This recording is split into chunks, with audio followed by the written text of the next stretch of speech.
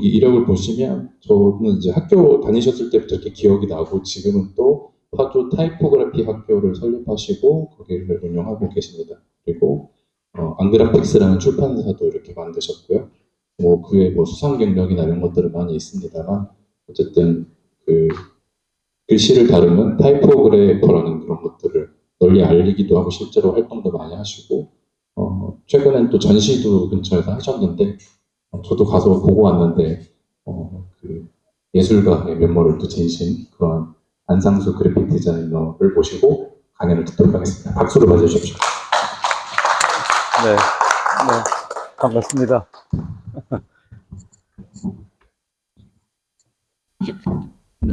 네, 초대해 주셔서 고맙습니다. 저는 지금 집에서 걸어왔는데요. 한 정확히 13분 걸리더라고요. 네, 여기서 산지 제가 3년만 더 살면 그 집에서 50년이 됩니다. 그래서 제가 처음 이사 왔을 때는, 뭐, 마당에 다람쥐가 왔다 갔다 하고, 또 뱀 허물이 있었고요. 네, 네, 맞습니다. 네, 다 여기서 또 여기 이순정 이사장께서도 또 같이 동네 같이 지냈고요. 또 존경하는 여기 김종규 회장님도 같이 이렇게 지내고 있는데 자문박이라고 하는 말만 들으면 괜히 좀 약간 울렁울렁하는 이제 뭐 제 삶에서 제일 오래 살았던 곳이기 때문에 이제 뭐 고향이 어디든 간에 하여튼 이곳에서 살고 있다는 게 행복합니다. 오늘 제가 말씀드리려고 하는 거는 제가 아까 얘기한 대로 지금 전시를 하고 있거든요. 그래서 전시 얘기를 하려고 합니다. 지금 저 청담동에 그 분더샵이라고 하는 그 신세계 편집샵이 있는데요. 그 지하에 신세계 갤러리 청담이라고 그 갤러리가 있습니다. 근데 저도 처음 알았는데 작년에 이제 초대받아가지고 처음 가봤는데 공간이 굉장히 뭐 럭셔리해요. 그래서 저도 처음엔 놀랐습니다. 그래서 그걸 따지고 보면 한 6개월 정도 준비를 한 건데요. 전시. 한 8개월 정도 되겠네요. 근데 신세계하고 이상하고 관계가 있거든요. 그리고 이제 제가 늘 고등학교 때부터 이상을 좀 좋아하고 이제 거기에 묶여서 지금까지 살아오고 있습니다. 제가 묶였다고 하는 그런 표현은 제가 사실 제가 학위 논문 주제가 이상이에요. 그래서 여기 이제 김종규 회장님이 이제 만들어 놓으셨던 서촌의 이상의 집 거기에도 이제 제가 관련이 됐고요. 그래서 지금까지도 이상은 저의 어떤 제가 넘어야 할 벽 아니면 어쩌면 또 제가 극복해야 될 어떤 이렇게 창작자로서의 어떤 영감도 많이 받고 어쩌면 또 맞수이기도 하고요. 제가 그분보다 지금 3배 정도나 지금 더 살고 있고 그분은 27살에 돌아가셨는데 또 사실은 어쩌면 같은 동시대에 아마 살고 있었다면 저는 왠지 꼭 친구가 됐을 것 같은 그런 느낌입니다. 아직도 그분의 시집을 제가 늘 가방 속에 가지고 다니고요. 그래서 그런 어떤 좋은 기회가 있어서 하는데 사실 날짜는 조금 더 뒤를 잡기도 했었는데요. 제가 일부러 이분이 돌아가신 날 전시를 시작하고 싶어서 4월 17일 날 잡았습니다. 그래서 4월 17일부터 이제 2달 정도 이제 하고 있습니다.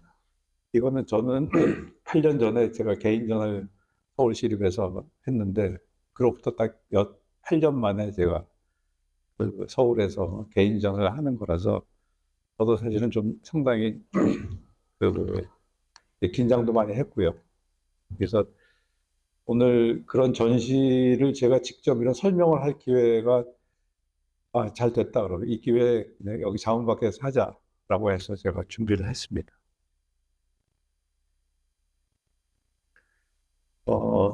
이게 뭐 당대 미남이었어요. 그래서 그 많은 여인들이 이 상을 좋아했고 그 27살에 동경에서 이제 돌아가셨습니다. 제가 이제 좋아하니까 호를 제가 날개라고 했거든요. 일찍이 제가 자호를 날개라고 해서 지금은 이제 다른 어떤 사람들이 다 날개라고 부르고 있습니다.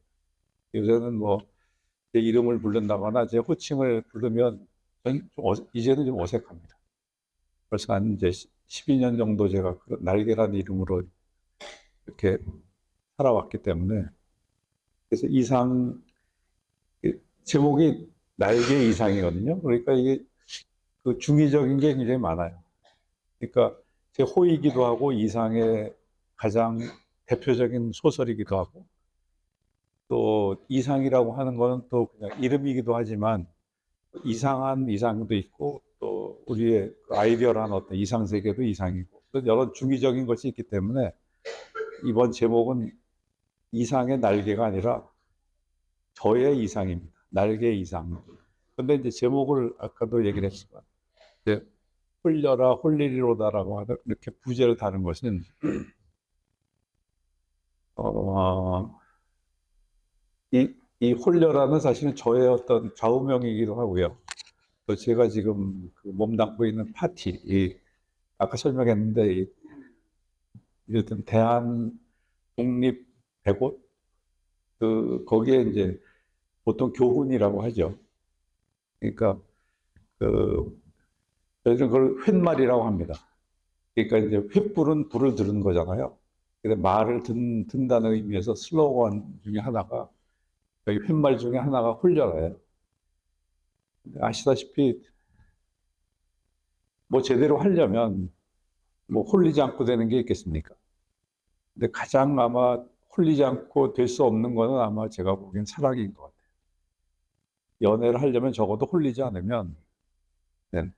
그리고 저희들이 어떤 창작 세계나 어떤 자기 작업이나 무엇을 자기 이루려면 정말 홀리지 않으면 저의 어떤 상태를 얘기한 겁니다. 그러니까 이상이 저를 홀렸는데 제가 기꺼이 홀리겠다. 이미 홀려 있다라고 하는 그런데 이 말구는 그 이분이 쓴 오감도의 표현 중에서 쏘아라 쏘리로다라고 하는 표현이 있어요. 그 권총의 자살 충동 같은 걸 느끼는 시인데 권총의 총구가 매끈매끈하다. 뭐 이런 내용의 시가 있는데 거기에 맨 나오는 그의 표현이 쏘아라 쏘리로다라고 하는 그래서 거기에 어떤 그 운을 가져와서 저의 얘기를 하는 거죠. 홀려라 홀리리로다 하는 이거는 이제 거기 그 갤러리 입구예요. 근데 이분이 계속 거울을 얘기하거든요. 이분의 시 중에서 가장 많이 등장하는 어떤 몇 가지 그 소재들이 있는데 거울이 굉장히 많이 등장합니다. 근데 그래서 들어가는 입구에 거울이 두 개가 있는데요. 들어가면서 자기 얼굴을 보면서 들어가게 되는 거죠. 그리고 이제 제가 이상에 대한 어떤 한눈을 가리는 그 의식으로 전시가 시작이 되는데, 이 세모라고 하는 거는 또 이상의 가장 그 시에 많이 등장하는 그 심볼 중에 하나가 세모예요. 세모를 바로 놓기도 하고 거꾸로 놓기도 하고, 심지어는 그분의 시에 부제로 삼각형은 나의 연인이다 이런 시가 있어요. 그래서 그 연인이라는 말은 안 쓰고 이분이 불어를 잘했어요. 그래갖고 불어로 씁니다. 삼각형은 나의 아모레우스다 이렇게 그런 이게 이제 들어가면 첫 번째 방인데요. 이 방이 이제 저의 이상을 맞이하는 그런 방입니다.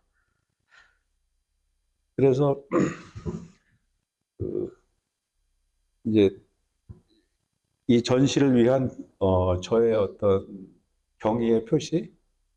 그래서 그 원아이를 이렇게 제가 88년부터 원아이를 눈을 가리고 찍었는데 그때 이제 보고서라고 하는 잡지의 표지를 제가 모델이 스스로 돼가지고 이제 눈을 가리고 찍은 사진부터 이게 시작이 됩니다. 근데 어떤 뭐 특별한 의미는 없고요. 계속 이제 만나는 분을 제가 일기처럼 이렇게 찍게 되는데 그 디지털 카메라가 나오고 또 블로그라고 하는 어떤 이제 플랫폼이 이제 나와서 거기에 제가 올리기 시작하면서 이제 거의 만나는 사람은 거의 다 찍습니다. 오늘도 제가 이따가 좀 찍으려고 해요. 왠지 이러고 싶었어요. 제가 그냥 전시를 하는 것보다는 제가 무언가 이렇게 제 자신이 참여하는 전시가 되고 싶어서 제가 좋아하는 사진가한테 부탁을 해서 제가 이제 다 찍었는데요. 그러니까 원아이라고 하는 것이 이상이라고 하는 그 한자로 상자가 상자예요. 그래서 이게 좀 말놀이를 하다 보면 이렇게 됩니다. 그 위에 대죽 이게 그 머리가 있잖아요. 그거를 떼면 그러니까 그러면 이제 얼굴 그런 상자가 나옵니다. 거기서 또 나무 목자 변을 또 떼면 눈 목자 하나가 남잖아요. 그러니까 바로 그 눈 목자가 원아이다. 그래서 제가 이를테면 글자를 파자해서 원아이와 이상과의 어떤 관련을 이렇게 해서 거기다 이제 제가 원아이에 대한 글을 썼거든요. 그래서 원아이는 마침내 이상을 만나게 되었다라고 하는 어떤 제가 간단한 글을 쓰고 그 다음에 이제 이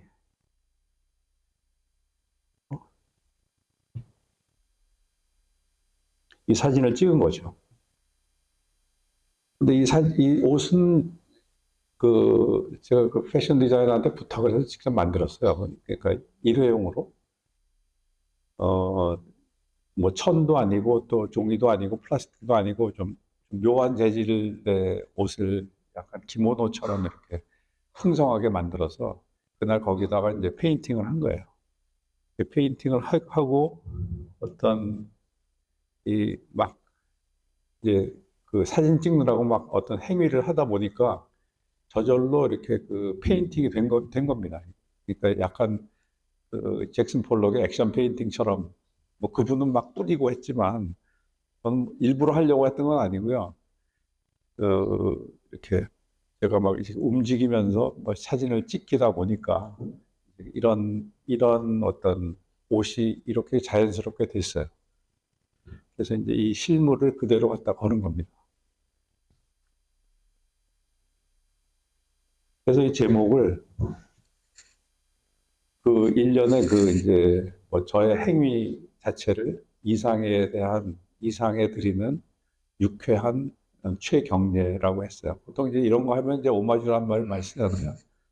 내가 오마주나 뭐 트리뷰트라고 하는 말이 이제 경이라고 저희들이 표현을 하는데 우리나라 사람은 다 이게 어릴 때부터 경례부터 시작해서 계속 경례하면서 지내잖아요.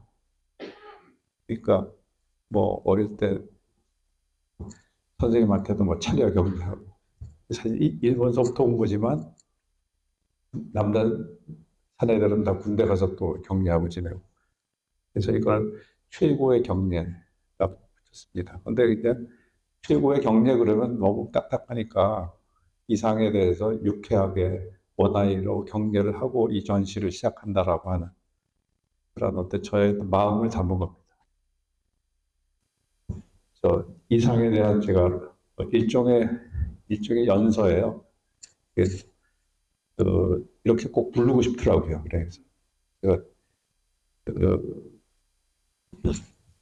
조그마한 편지에다가 제가 이렇게 쓴 겁니다. 이름을 부르고 싶었던 거예요. 그러니까 뭐 이상 그러면 책 속에다 나오고 저희들하고 전혀 관계없는 이렇게 멀리 있는 뭐 이제 그렇게 되는데 저는 친구처럼 이렇게 어깨를 감싸 안으면서 뭐 혜경아 잘 있었니? 뭐 마치 친구처럼 동시대 살았다면 이렇게 지냈을 거라고 저는 그렇게 믿습니다. 그래서 이제 이러고서 전시가 시작이 되죠. 이건 이제 이 글씨를 이렇게 제 이름하고 이상이라는 이름을 그냥 이렇게 손을 떼지 않고 쓰면 이렇게 됩니다. 제 이름과 이상이에요. 이게 한글이 뭐라고 하나, 한글은 예술이 될 수 없다. 이런 것이 아마 보통 사람들의 그 일반적인 생각이라고 저는 생각합니다. 그러니까 한자는 왠지 아름답고 그런데 한글은요, 저는 아직 이렇게 튀어지지 않는 이제 막 이렇게 꽃이 피려고 하는 이 꽃망울이 지고 있는 그러한 존재라고 생각하거든요. 그, 저는 그 예술적 창작 대상에 한글이 어마어마한 잠재력을 지니고 있다고 저는 굳게 믿고 있어요. 그리고 우리 시대에 이런 때를 지금 막 만나고 있다고 생각을 합니다.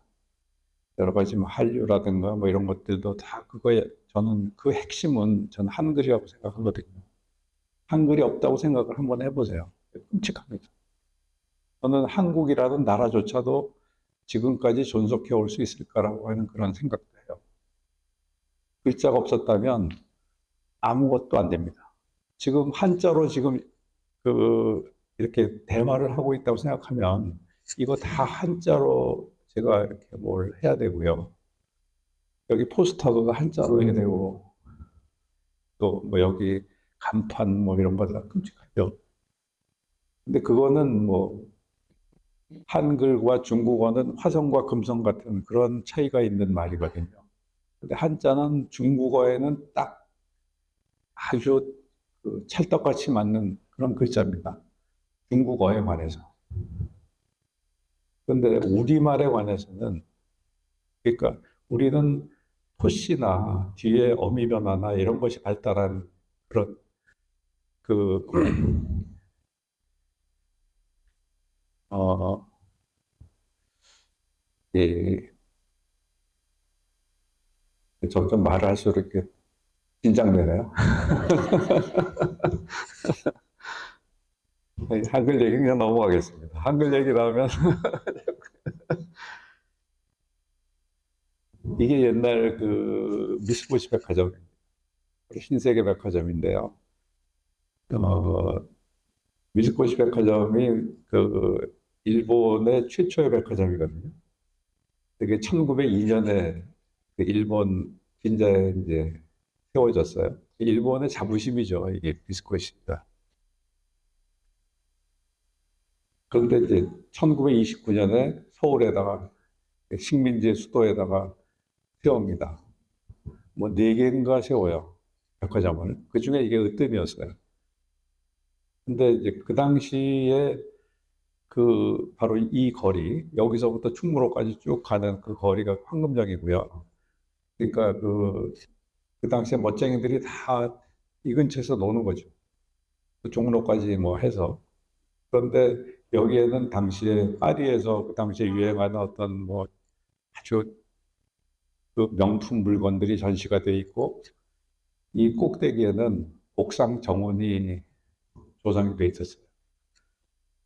근데 그 옥상 정원에 그 금붕어 어항이 있었습니다. 그리고 이상은 이 신세계에 자주 갔고요. 신세계에 대한 시를 쓰기도 했습니다. 그래서 1층 후에, 2층 후에, 3층 후에 옥상 정원에 올라 이런 시가 있어요. 이 신세계 백화점에 건물을 두고 한 거고요. 자기의 수필 속에 미쓰고시 백화점이 여러 번 등장합니다. 그리고 소설 날개의 마지막 장면, 그러니까 뭐 날자 날자 뭐 겨드랑이가 가렵다 인공 날개에 도달하 뭐 이런 거 있죠. 가장 유명한 그것의 마지막 장면의 장소가 여기예요. 이 옥상 정원입니다. 네. 그래서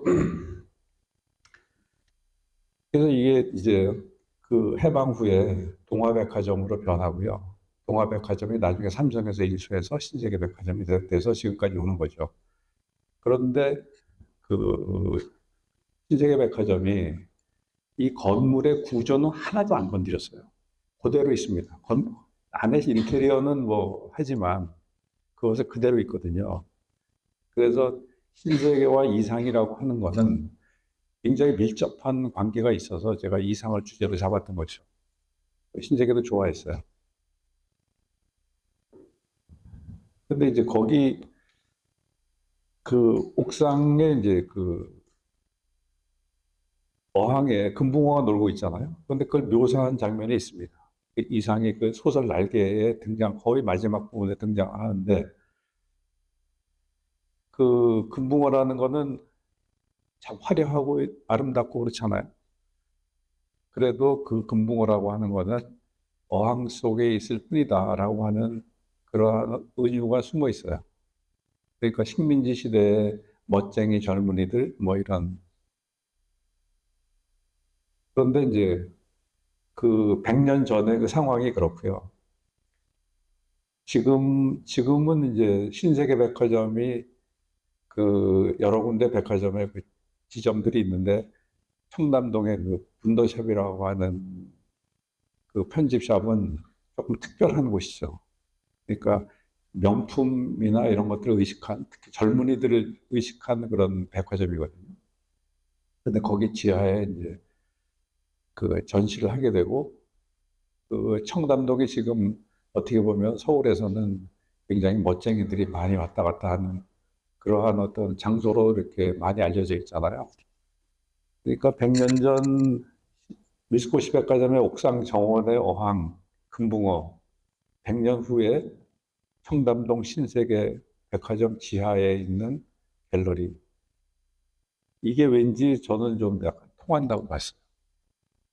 그러니까 지금도 만일 우리가 내가 멋쟁이고 참 아름답고 화려하고 이렇더라도 현실 세계라고 하는 어떤 그런 테두리에 갇혀서 있는 거하고 비슷한 거잖아요. 그래서 그런 어떤 100년 전의 사정과 지금의 어떤 그런 이 모습이 그리 다르지 않다라고 하는 어떤 저의 전시에 대한 발언입니다. 거기서 이제 실제로 어항에다가 이제 금붕어를 설치하고 하는데 금붕어의 눈으로 거기 카메라를 달아놨어요. 어항 카메라를 달아놔서 이제 보는 사람도 이렇게 찍히게 보는 사람이 금붕어도 보기도 하고. 그래서 이거는 그 실시간으로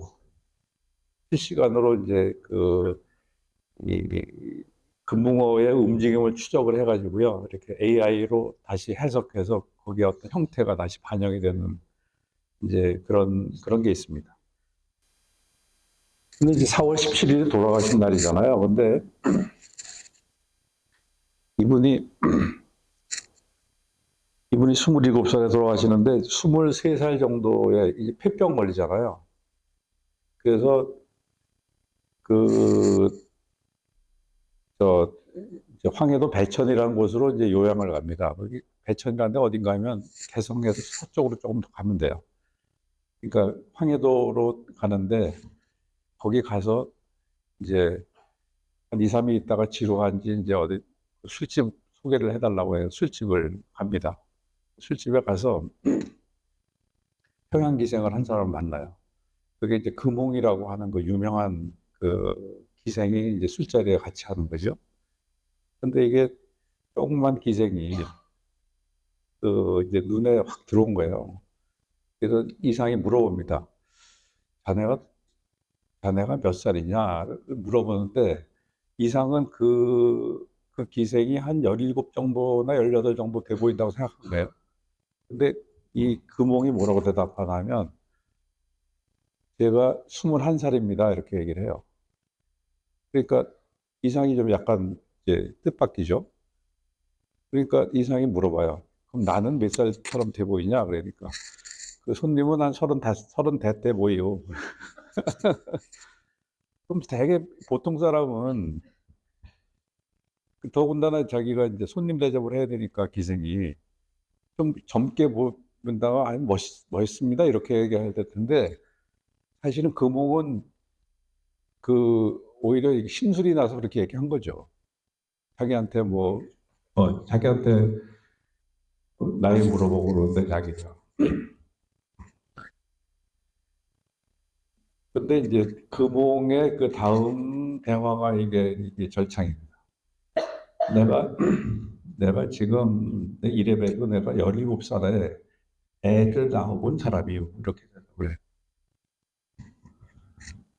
그래서 그런 어떤 그 자존감이 확실하고 이런 어떤 이 표현을 어떻게 했냐면 이렇게 표현해요. 최대가 풋고추만한 게 최대가 풋고추만한 깡그라진 계집이 맛이 제법 맵다. 이게 이상이 금옥에 대한 첫 번째 인상을 자기가 글에 쓴 거예요.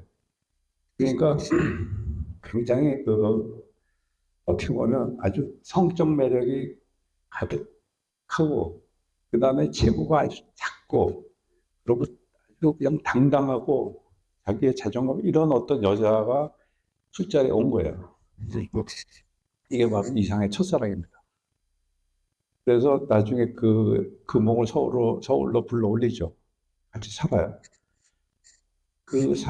금옥하고 같이 산 이야기, 이게 소설 날개의 줄거리입니다.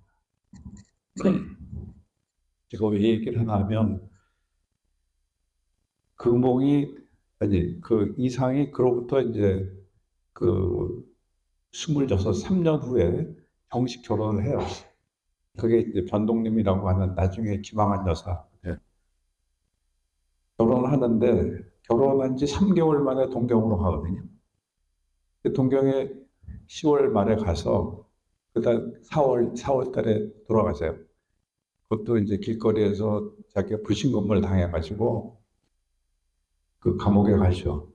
그 간다 경찰서 유치장에서 한 달을 지났다가 핀벽이 도지고 하니까 경찰에서 내보낸 거예요.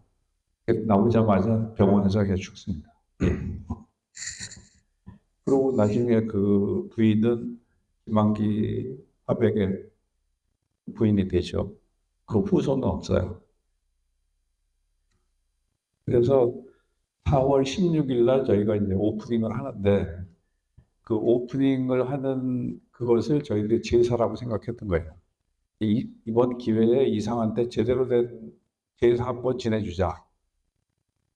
그래서 이제 그 오프닝 퍼포먼스를 자궁 속 소리 제사라고 명명을 했습니다.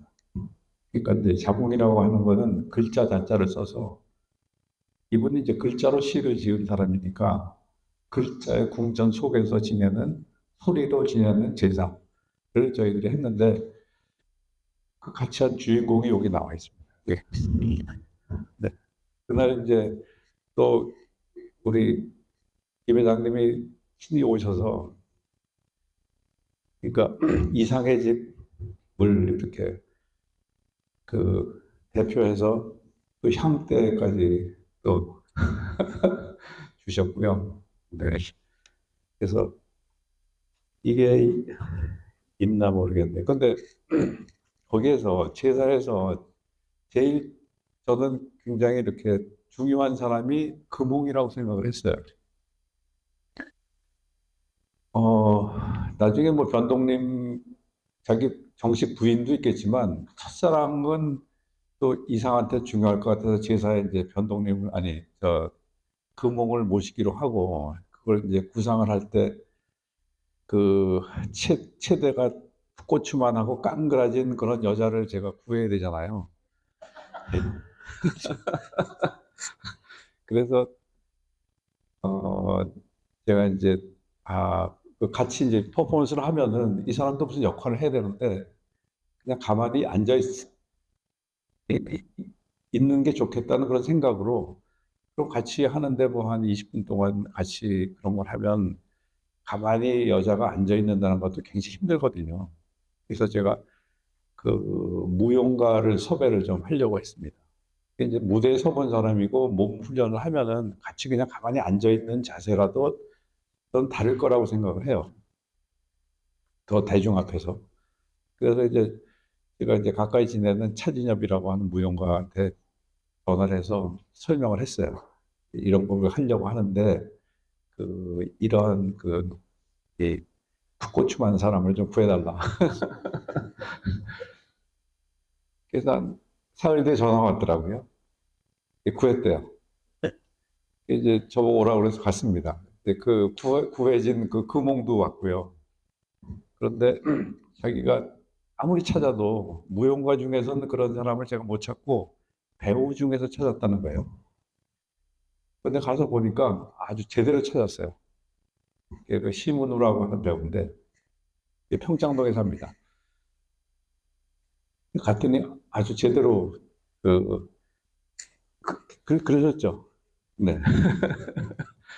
그래서 심은우라고 하는 이제 그 단어 이제 역할은 금옥이니까 금옥이 역할을 하고 또 이제 저하고 같이 이렇게 옛날부터 같이 그런 어떤 뭐 퍼포먼스랄까 뭐 이런 것을 놀면서 홍대 앞에서 지내던 젊은이들하고 같이 했는데 이것도 다 사실 이상을 이렇게 기리는 어떤 작업인데 그 이상의 머리 글자가 이응 시옷이잖아요. 근데 제 머리 글자는 또 이응 시옷 시옷이에요. 그래서 이제 그 시옷과 이응이 이렇게 서로 어우러지는. 근데 이제 이상 시를 보면 되게 그 꼬리에 꼬리를 묻는 되게 뭐 이런 어떤 느낌이잖아요. 그런 걸 표현한 거고요. 또 이상의 시는 지금은 또 이렇게 빛나고 있고,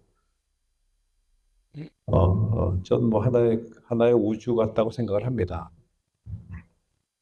이거는 이제 이응 시옷을 이응 시옷 시옷이 모시는 형태예요.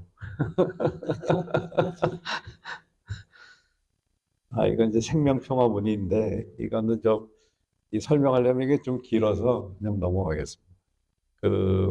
평창동에 사는 이효리라는 분이 이거를 문신을 하고서부터 그 이- 이효리 타투라고 소문이 나기 시작했어요. 근데 나중에 이제 그 축구 선수 황 누구죠? 황희찬이 이제 골 세레머니를 하는데 이제 옷을 벗었잖아요. 근데 이제 이 등에다가 또 문신을 해가지고 또 한 번 또 사람들한테 많이 알려진.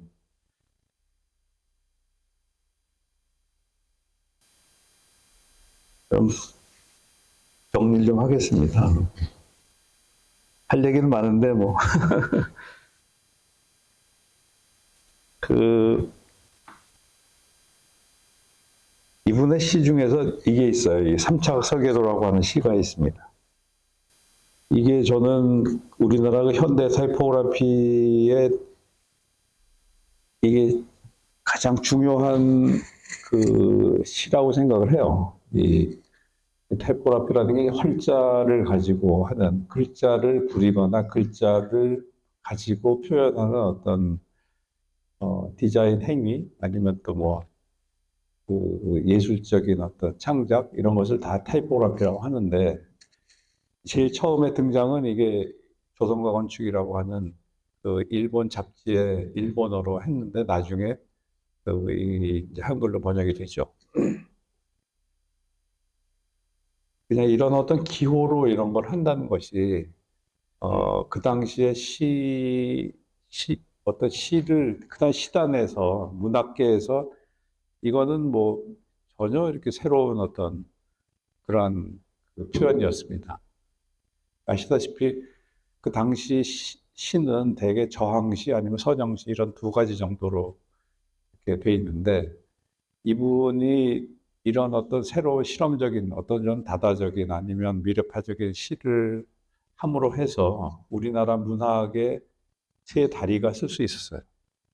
그래서 그 전시 서문을 쓴 신영철 문학평론가는 그 이상의 이런 행위가 실패로 봅니다.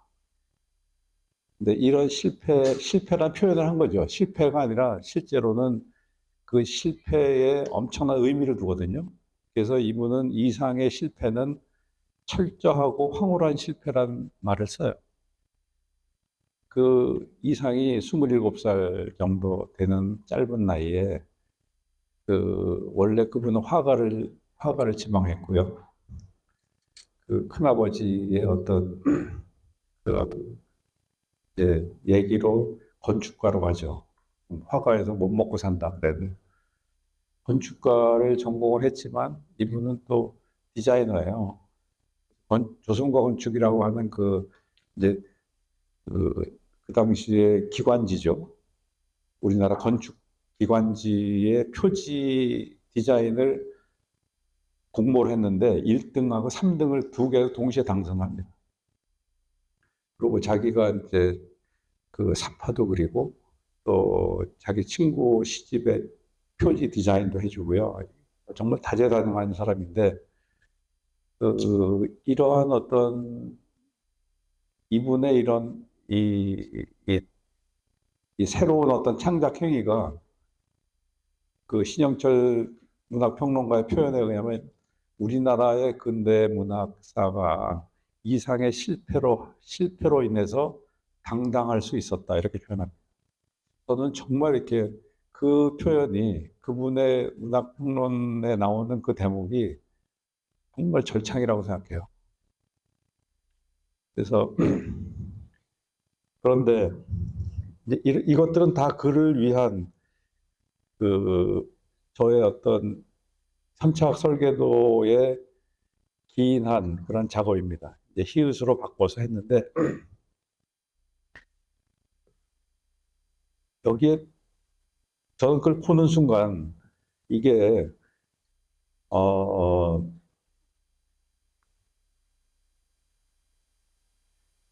백주궁이라고 하는 이게 어디인가 지금 모르겠는데 어디에 이란에 가면은 페르세폴리스라는 곳에 100개의 기둥이 있는 궁전이 있어요. 그러니 건축가에서 굉장히 중요한 겁니다. 그래서 건축을 공부하는 사람들은 그 페르세폴리스의 백주궁이라고 하는 거를 배웠을 거라고 생각을 해요. 근데 이걸 보면서 이제 그걸 떠올렸죠. 이게 이 3차 설계도를 보면서 도면이 똑같은 거예요. 이거하고 그 백주궁 설계도의 도면하고.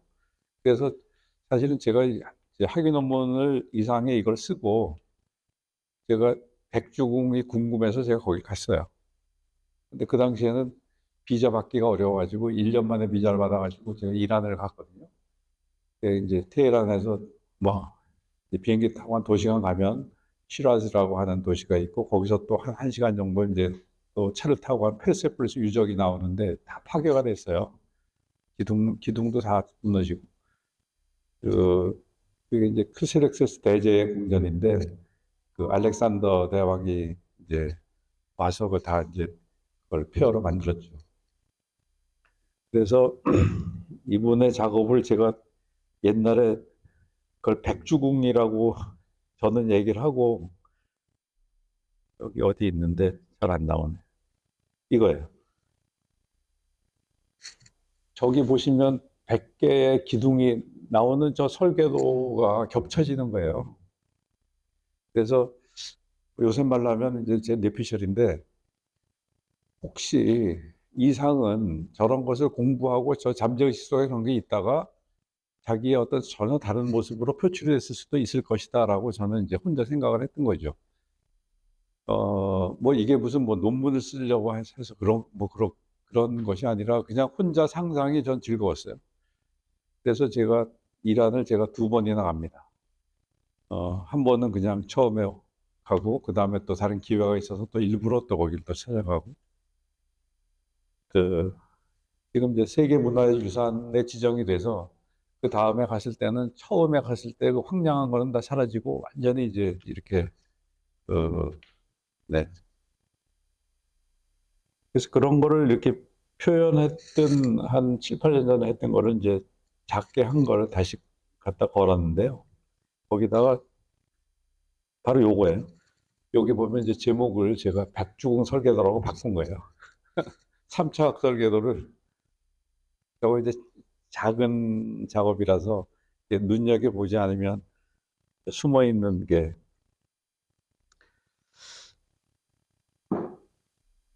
하나만 하고 얘기 마무리 하겠습니다. 이거는 이제 뭔가 하면 알파에서 히읗까지라는 작업인데요. 우리가 알파와 오메가라는 말이 있죠. 그죠? 성경에 나오는. 그러니까 이거는 뭐 전부를 얘기하는 거잖아요. 이게 모든 것이다. 근데 이거는 그리스 글자의 첫 글자에서 끝 글자까지 A부터 Z까지 알파에서 오메가까지 얘기하는 거잖아요. 그래서 예, 서양적 시각이라고 생각하고 이 시대의 전부를 얘기하는 것은 가장 오래된 글자의 첫 글자부터 알파벳이 가장 오래된 글자거든요. 그리고 가장 새로운 글자의 마지막 글자까지가 이 시대의 전체를 얘기하는 그런 어휘가 되어야 한다라고 하는 저의 생각을 담아서 만든 건데요. 그래서 알파에서 히읗까지라는 작업입니다. 이건 이제 2002년에 그 로덴 갤러리에서 제 첫 개인전을 할 때 발표했던 작품인데 그 후에 이제 자꾸 이게 변화가 돼서 또 외국에서 전시할 때 또 이거를 이 작품을 꼭 해달라고 큐레이터들이 얘기를 해요. 근데 이거는 이제 이번에 그 제가 만든 건데 이건 뭔가 하면 이게 제 시베리아 횡단 여행 기록이에요. 2010년에 이제 두 번째 연구년을 받아가지고 여행을 다시 떠났습니다. 그래서 베이징에서 출발해서 시베리아를 횡단을 해서 모스크바에서, 근데 목적지는 포르투갈의 포르토였어요. 대서양에 면에 있는 그 항구 도시에 국제회의가 있어서 그게 마침 이제 발표할 어떤 예정이 있어서 시간을 맞춰서 출발한 거죠. 가는데 한 달 반 걸렸습니다. 근데 이제 그 모스크바에서 폴란드로 건너가야 되면 벨로루시아를 통과해야 되거든요.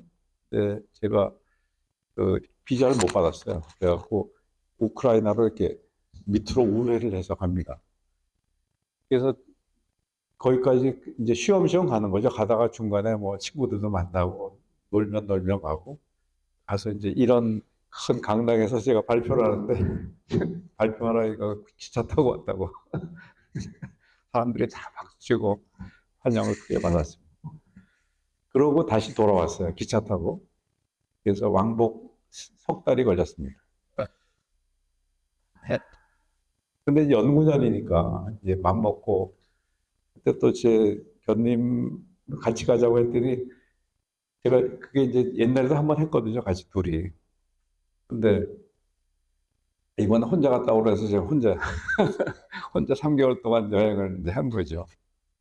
근데 이 여행이 저한테는 굉장히 의미가 있는 여행이었던 게 석 달 동안 혼자 그 기차만을 타고 여행을 한다는 거는 혼자 있는 시간이 굉장히 많은 거잖아요.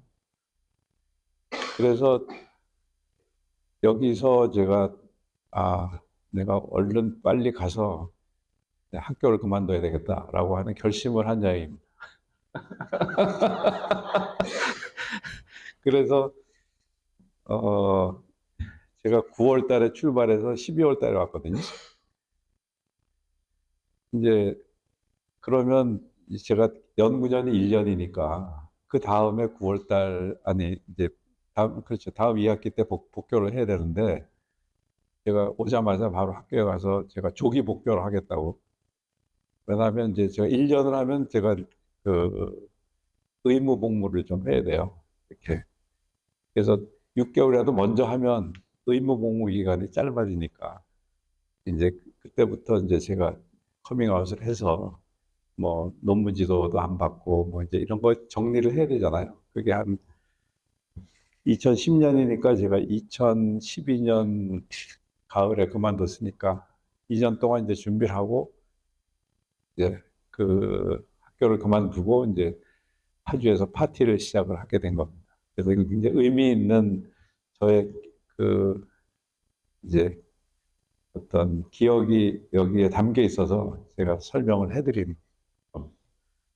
지금 시간이 뭐 한 시간이 다 돼서 할 얘기는 뭐 많습니다만 하여튼 이 정도로 마무리하고 선생님들 뭐 질문을 받겠습니다.